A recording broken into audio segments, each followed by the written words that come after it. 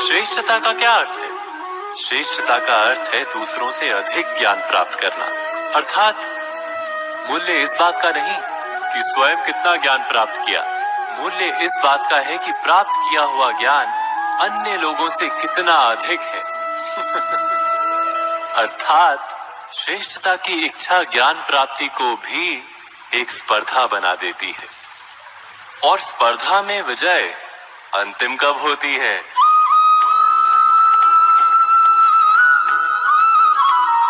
कुछ समय के लिए तो श्रेष्ठ बना जा सकता है, किंतु सदा के लिए कोई श्रेष्ठ नहीं रह पाता। फिर वही असंतोष, पीड़ा और संघर्ष जन्म लेता है। किंतु श्रेष्ठ बनने के बदले यदि उत्तम बनने का प्रयत्न करें तो क्या होगा? उत्तम का अर्थ है कि जितना प्राप्त करने योग्य है वो सब प्राप्त करना, किसी से अधिक पाने की इच्छा से नहीं, मात्र आत्मा की तृप्ति हेतु कुछ प्राप्त करना। उत्तम के मार्ग पर किसी अन्य से स्पर्धा नहीं होती, स्वयं अपने आप से स्पर्धा होती है। अर्थात उत्तम बनने का प्रयत्न करने वाले को देर अबेर सारा ज्ञान प्राप्त हो जाता है, बिना प्रयत्न के ही वो श्रेष्ठ बन जाता है। किंतु जो श्रेष्ठ बनने का प्रयत्न करता है वो श्रेष्ठ बने या ना बने, उत्तम कभी नहीं बन पाता।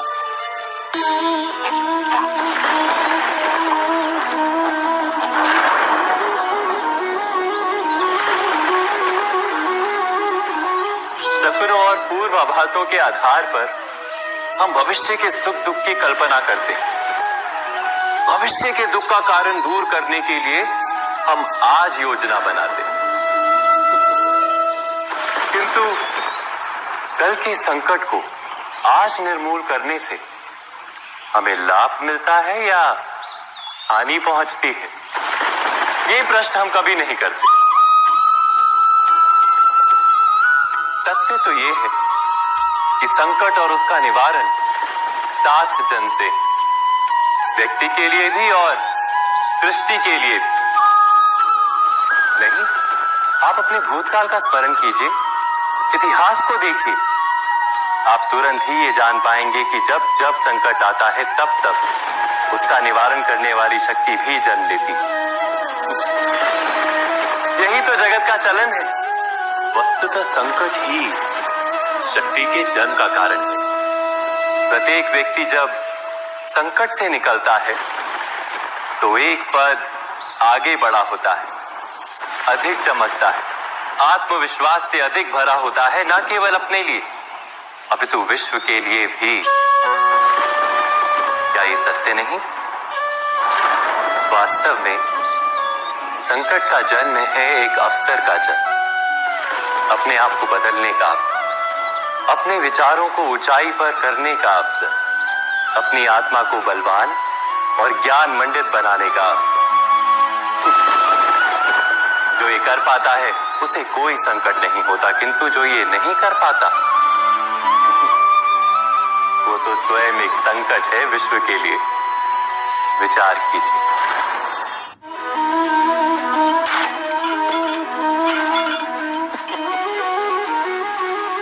कभी कभी कोई घटना मनुष्य के जीवन की सारी योजनाओं को तोड़ देती और मनुष्य उस आघात को अपने जीवन का केंद्र मान लेता। पर क्या भविष्य मनुष्य की योजनाओं के आधार पर निर्मित होते हैं? नहीं।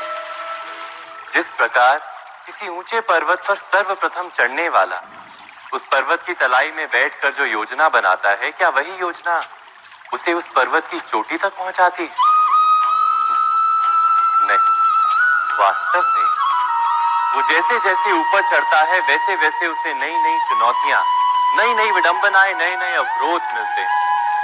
प्रत्येक पद पर वो अपने अगले पद का निर्णय करता है। प्रत्येक पद पर उसे अपनी योजनाओं को बदलना पड़ता है। कहीं पुरानी योजना उसे खाई में ना ढकेल दे। वो पर्वत को अपने योग्य नहीं बना पाता, केवल स्वयं को पर्वत के योग्य बना सकता है।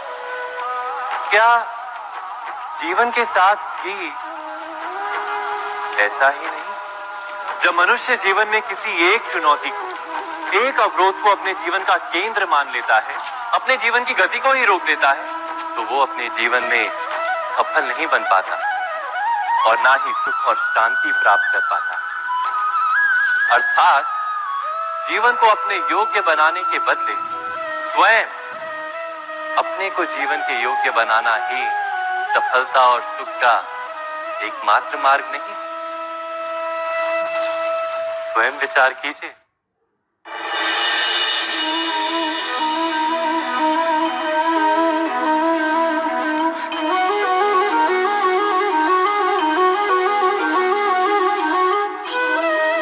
जीवन का हर क्षण निर्णय का क्षण होता है।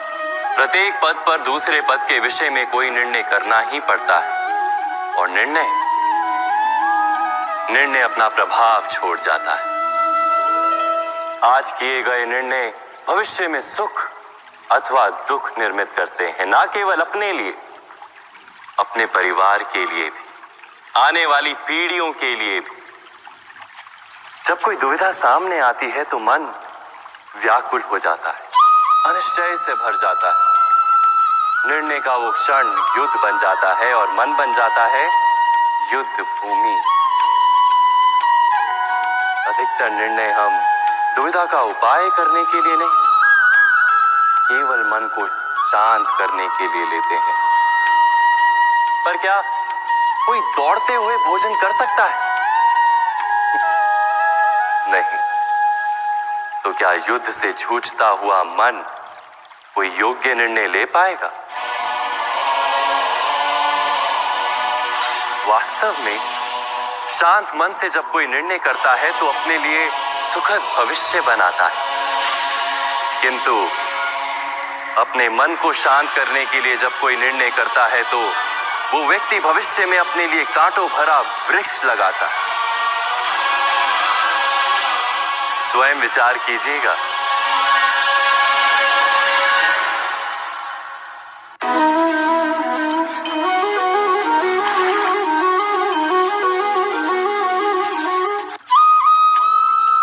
जीवन में आने वाले संघर्षों के लिए जब मनुष्य स्वयं को योग्य नहीं मानता, जब उसे अपने ही बल पर विश्वास नहीं रहता, तब वो सद्गुणों को त्याग कर दुर्गुणों को अपनाता है। वस्तुतः मनुष्य के जीवन में दुर्जनता जन्म ही तब लेती है जब उसके अंतर में आत्मविश्वास नहीं होता। आत्मविश्वास ही अच्छाई को धारण करता है। ये आत्मविश्वास है क्या?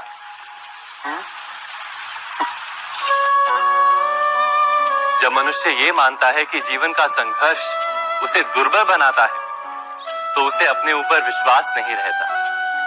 वो संघर्ष के पार जाने के बदले संघर्ष से छूटने के उपाय ढूंढने लगता है। किंतु जब वो ये समझता है कि ये संघर्ष उसे अधिक शक्तिशाली बनाते हैं, ठीक जैसे व्यायाम करने से देह की शक्ति बढ़ती है, तो प्रत्येक संघर्ष के साथ उसका उत्साह बढ़ता है।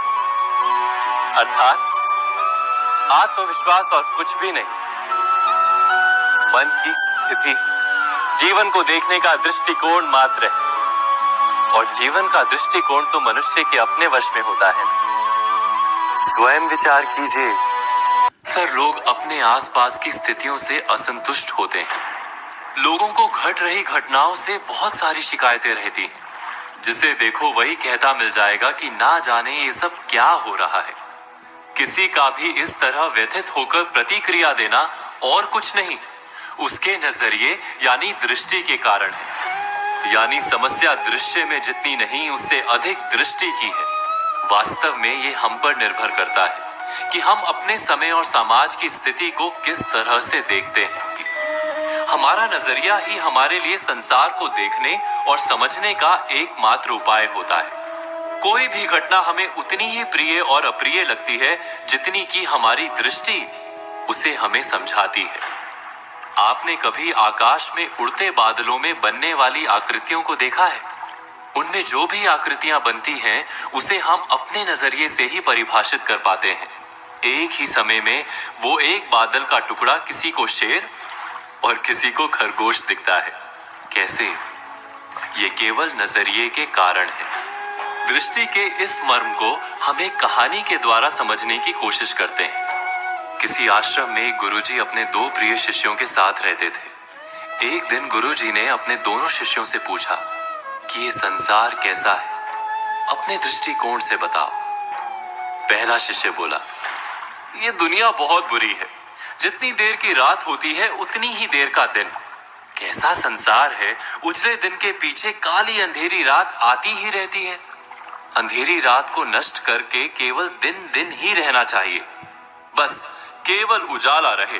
पहले शिष्य के बाद दूसरे शिष्य ने संसार को लेकर अपना नजरिया गुरुजी के सामने रखा। हर काली रात के बाद एक महाप्रकाशित दिन आरंभ होता है गुरुजी।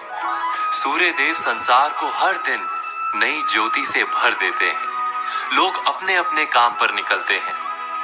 किसान हो, यात्री हो या पक्षी, सब अपने कर्म करते हैं। फिर थक कर आराम करने का समय हो जाता है। शाम घिरने लगती है तो हम सूर्य को विदा कर दीपक जलाते हैं और रात में भी उजाला कर लेते हैं। आसमान चमकीले तारों से भर जाता है। चंद्रमा का उदय होता है। रात के साथ दिन का क्रम बना रहना बहुत आवश्यक है, अन्यथा हम प्रकाश का महत्व कैसे समझ पाएंगे। गुरुदेव ने दोनों के नजरिए को समझा। संसार वही एक है। हम इसे कैसे देखते हैं उस पर निर्भर करता है। जो अंधकार को अधिक देखेगा उसे अंधकार अधिक दिखेगा। जो प्रकाश को महत्व देगा उसे प्रकाश अधिक दिखेगा। इसीलिए दृश्य नहीं, दृष्टि को बदलने या सुधारने की आवश्यकता है।